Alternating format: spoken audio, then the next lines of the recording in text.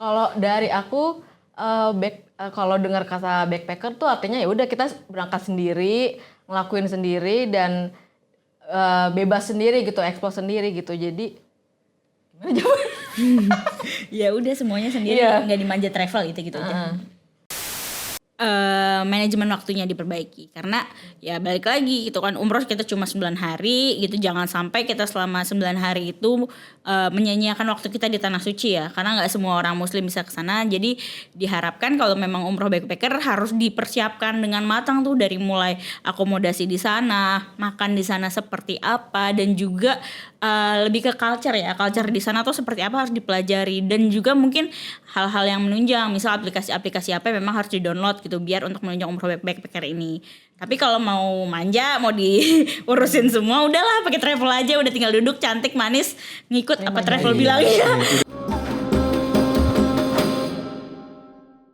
Assalamualaikum warahmatullahi wabarakatuh. Masya Allah, bertemu lagi dengan kami di tim Umroh Aja. Dengan saya Daru, dan tim dari Umroh Aja ada Kak Ersi dan juga Kak Ivarela. Di sini kita akan berdiskusi mengenai perjalanan umroh terkait kekurangan dan kelebihan antara umroh mandiri dengan umroh yang di-provide langsung oleh travel yang terpercaya, supaya kita bisa tahu bagaimana baik dan buruknya ketika kita melakukan ibadah umroh di Baitullah nanti. Untuk sesi awal kita akan bertanya ke Kak Ivarela terkait perjalanan umroh seperti apa yang diharapkan jamaah agar perjalanannya menjadi aman dan nyaman. Untuk Kak Ivarela, kita boleh sharing sedikit Kak Iva ya terkait perjalanan umroh. Menurut Kak Iva sendiri, untuk saat ini banyak fenomena umroh mandiri. Menurut Kak Ivarela seperti apa sih umroh mandiri itu? Sebenarnya plus minus ya, itu lebih ke preferensi masing-masing. Kenapa dibilang preferensi masing-masing? Untuk umroh mandiri itu biasanya secara budgeting pasti of course lebih murah. Tapi untuk umroh menggunakan travel pasti secara kenyamanan dan semuanya ibaratnya kita udah diurus. Nah ini balik lagi, teman-teman ini lebih prefer yang maunya tinggal duduk diem, manut aja apa yang travel lakukan gitu. Semuanya udah dilayanin sama travel, atau mau yang kita tuh sambil explore, sambil cari tahu juga biasanya sih kalau umroh mandiri yang senang tuh anak-anak muda ya, tapi ya balik lagi lebih ke arah preferensi masing-masing sih kalau kataku. Untuk fenomena sekarang yang sedang booming kan banyak umroh backpacker juga ya Kak Iva ya. Itu gimana sih menurut Kak Iva dengan adanya hal-hal tersebut, terutama untuk dari segi bisnis ya, dari perusahaan travel pasti kan berpengaruh juga. Itu seperti apa? Kalau untuk umroh backpacker ini biasanya teman-teman yang memang melakukan umroh backpacker ini kebanyakan dari mereka mereka punya komunitas. Mereka biasanya nyari info di sosial media, dan juga biasanya juga aku ini sebagai awam aja ya. Jadi biasanya aku suka lihat tuh kayak di TikTok ada komunitas-komunitas umroh mandiri gitu, dan biasanya mereka bikin grup terus kayak mereka janjian nih, yuk berangkat bareng tanggal segini, ada kuota ini gitu, dengan mereka biasa janjian mau mutawif. Nah kalau dikaitkan dengan dunia bisnis, otomatis cukup berpengaruh pastinya ke biro jasa travel umroh ya, karena banyak yang akhirnya memilih dan memutuskan untuk melakukan umroh mandiri walaupun dengan segala macam kelebihan dan kekurangannya gitu sih kalau kataku. Ya, untuk Kak Ersi sendiri nih, Kak Ersi kan ada rencana ingin umroh juga nih. Menurut Kak Ersi nih, lebih nyaman mana sih nantinya jika ingin berangkat umroh? Apakah ingin mencoba umroh mandiri atau ingin menggunakan biro jasa travel dan tour and travel untuk umroh? Oke, jadi kalau aku nih sebagai orang yang mau umroh dan emang aku milenial tapi orangnya tuh yang mau semuanya tuh serba disajiin gitu misalnya. Jadi kalau aku untuk umroh yang backpacker tuh atau mandiri kayaknya kurang pas di aku sih, karena aku yang tipe orang yang nggak tahu mana-mana gitu, nggak tahu jalan, atau yang orangnya parnoan misalkan. Kalau dari beberapa cerita pun di Arab pun nggak sebaik yang kita pikirkan gitu. Misalnya kalau kita sendiri cewek naik taksi atau apapun, kita itu juga perlu di apa namanya Kak? Garis bawahi lah ya. Perlu digaris bawahi. Jadi sepertinya aku kayak memilih travel sih kalau untuk umroh gitu. Karena untuk di travel sendiri kan pasti kita lebih terjamin keamanan dan kenyamanannya ya. Kalau sendiri takutnya ada apa-apa di sana juga kita susah nanti minta tolongnya ke siapa. Seperti itu ya Kak Ersi. Nah, kalau travel kita juga kan udah tahu ya itinerary-nya mau kemana aja. Misalnya hari pertama kita mau kemana atau paketnya juga udah disediain apa aja gitu. Jadi kita udah tahu nih rundown-nya apa aja gitu. Dan kita juga lebih bisa memanage waktunya gitu antara ibadah ataupun city tour atau misalnya ada paket lainnya gitu dari travel tersebut. Betul. Ya. Untuk Kak Iva sendiri nih sebagai tim digital marketing umroh aja, kan sekarang untuk umroh ini kita juga menyasar anak-anak muda, Gen Z, Gen milenial seperti itu ya. Itu kan mereka pasti pingin cari yang menantang. Ya, untuk umroh mandiri atau umroh backpacker kan menurut mereka pasti menantang. Tapi gimana sih cara kita mengajak mereka untuk kita bisa loh memprovide perjalanan umroh untuk anak-anak muda tetap menarik dan tetap menjadi apa ya sesuatu yang bisa dibanggakan di sosial medianya seperti itu. Oke, mungkin Gen Z, milenial itu tuh sekarang orientasinya konten ya di luar daripada memang pasti tujuan sucinya adalah untuk beribadah, tapi tidak luput pasti bakalan buat konten. Nah, yang pasti aku tidak membela untuk travel untuk jadi umroh backpacker dan juga tidak membela untuk menggunakan travel. Balik lagi ke preferensi masing-masing. Akan tetapi kalau kita pakai travel, enaknya adalah kita tuh lebih nyaman, semuanya udah di-provide, bahkan sampai hal terkecil seperti dokumentasi pun sudah diurusin gitu sama travel. Jadi kita bisa fokus ibadah, konten pun dapat, ibadah pun juga lancar gitu kan. Karena kebanyakan travel saat ini udah bukan kayak dulu lah ibaratnya. Kenapa aku bilang bukan kayak dulu? Sekarang banyak banget kerjasama sama fotografer dan videografer profesional. Kita tinggal fokus ibadah aja, semua dokumentasi udah diurusin sama pihak travel. Itu enaknya kalau kita pakai travel gitu sih. Jadi kalau aku mungkin lebih menyarankan ya bahasanya untuk pakai travel aja sih, karena biar ya udah kita fokus ibadah, biar dokumentasi urusannya tim travel gitu sih. Apalagi sekarang Mutawif banyak yang muda-muda ya Kak. Nah, benar. Jadi kita terbantu juga untuk pembuatan konten atau pengambilan gambar. Pasti di sana kan ya kalau ada yang bantu lebih gampang dong Iya, pastinya. jadi kita lebih fokus ibadah dan juga betul. biasanya kalau kita pakai travel kan pasti ada mutawifnya. Kita juga bisa ngobrol juga mungkin di luar itinerary daripada si travel tersebut. Kita bisa nih misal ngobrol sama mutawif mau ke sini dong, mau ke sini. Aku yakin dari mutawifnya juga pasti bakalan bantu kita gitu ya. Iya, rekomendasiin tempat atau mungkin kan sekarang zamannya ngopi ya. Kok coffee shop yang enak di Madinah sambil nunggu misal ba'da maghrib abis asar gitu kan. Ngopi-ngopi cantik dulu di Madinah gitu. Pasti direkomendasiin sih aku yakin. Iya.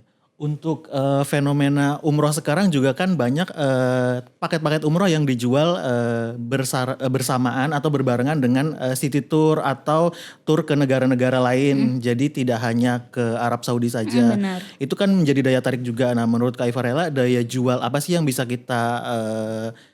kita tawarkan ke calon jamaah supaya mereka juga tertarik seperti itu? Oke, mungkin kalau untuk tour ke beberapa negara mungkin itu lebih ke experience-nya ya gitu, karena setiap orang juga ada yang suka maunya ibadah aja nih gitu, walaupun Gen Z milenial juga banyak kok yang memang saat ke haram, ke Nabawi memang mau fokus ibadah aja. Mungkin yang udah umroh berkali-kali apalagi kayak pasti pengennya datang ke Nabawi ya udah nggak mau city tour lagi, udah bosen tuh gitu kan. Ada juga yang seperti itu preferensinya gitu. Ada juga yang memang karena memang baru pertama mau explore ya. Jadi balik lagi ke preferensi masing-masing. Tapi dua-duanya punya kelebihan dan kekurangan masing-masing sih.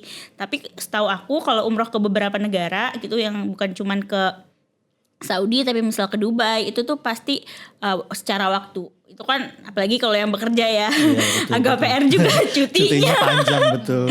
Iya, selain itu juga dari segi waktu mungkin cukup mepet ya, karena biasanya kan abis dari negara mana terus baru ke Saudi gitu. Gitu sih, Nah, kalau KRC sendiri nih lebih tertarik paket umrohnya itu untuk yang fokus ibadah aja atau yang include dengan wisata-wisata lain? Karena kan secara KRC ini konten kreator juga nih dan juga pasti kebutuhan kontennya banyak juga. Menurut KRC lebih enaknya tuh seperti apa? Oke, kalau aku udah pasti yang ada city tour-nya gitu ya, kayak ada yang kita ibadah juga tapi juga dilengkapi sama wisata juga lainnya. Nah, supaya kebetulan kita juga di umroh aja kita ada 2 paket juga ya.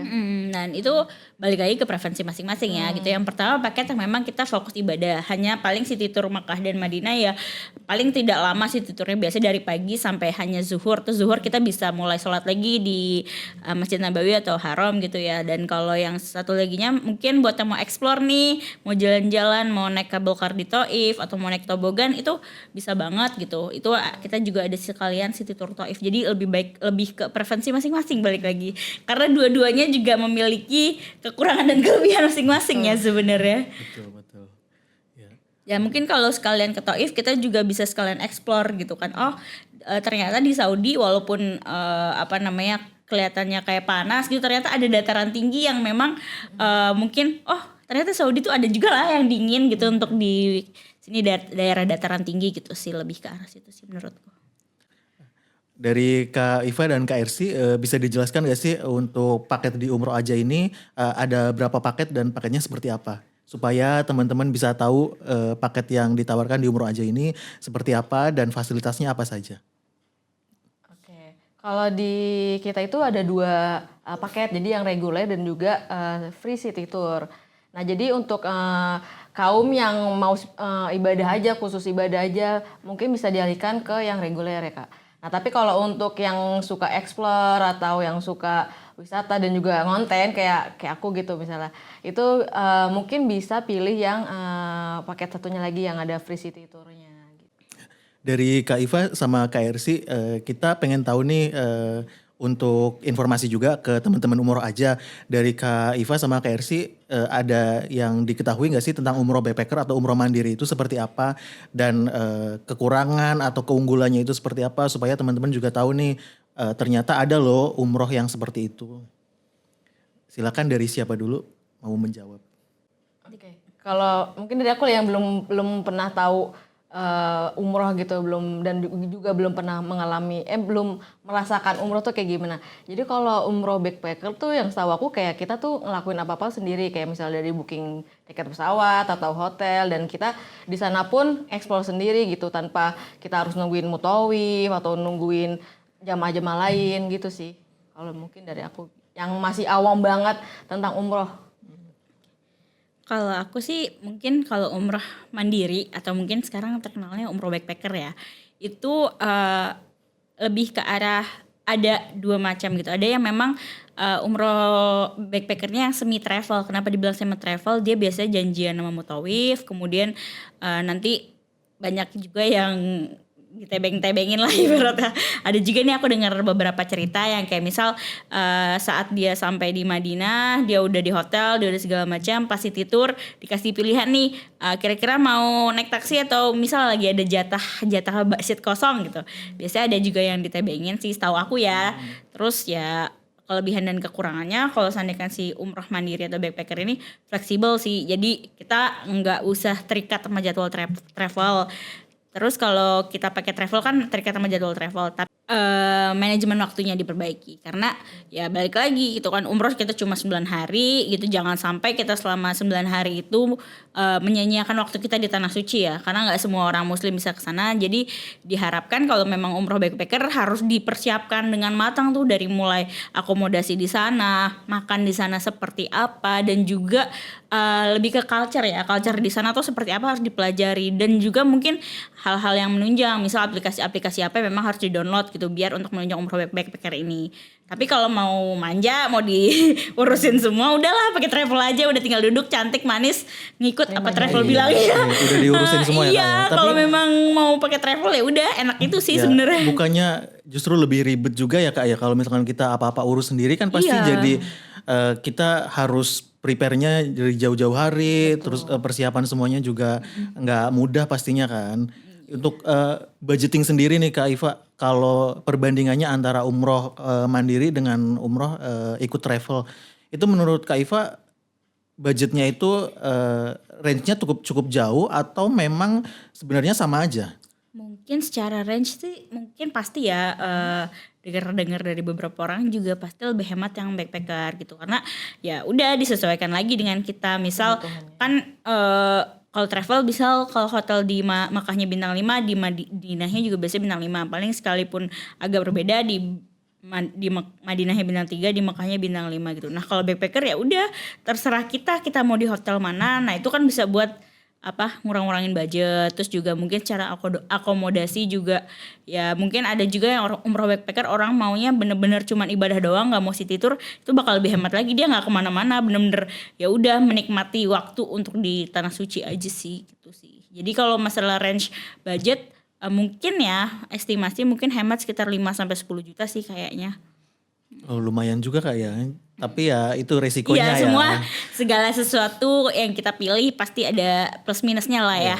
Kalau mau manja dibilang manja udah pakai travel aja. Betul, Karena kalau pakai travel kan udah kita tinggal ngikutin arahan-arahan, apalagi sebagai yang awam ya gitu, apalagi awam di negeri orang, ada culture juga yang memang agak berbeda dengan di Indonesia gitu. Mungkin di Indonesia kita biasa apa-apa sendiri gitu, kayak misal kerja di mana, terus rumah di mana, biasa naik kendaraan umum sendiri. Di sana mungkin belum terbiasa. Nah, hal-hal itu kan salah satu culture ya gitu. Jadi yang harus dipertimbangkan sih menurutku. Itu tadi pembahasan kita teman-teman umroh aja terkait umroh mandiri dan juga umroh dengan travel, kekurangan dan kelebihannya seperti apa, dan juga pembahasan-pembahasan menarik terkait umroh. Jadi diharapkan teman-teman umroh aja bisa mendapatkan insight atau masukan yang baik dari konten ini dan bisa beribadah dengan aman dan nyaman tentunya nantinya jika ada rezeki untuk berangkat umroh ke Baitullah. Seperti itu dari kami, itu saja yang bisa disampaikan. Kurang lebihnya mohon maaf. Wassalamualaikum warahmatullahi wabarakatuh.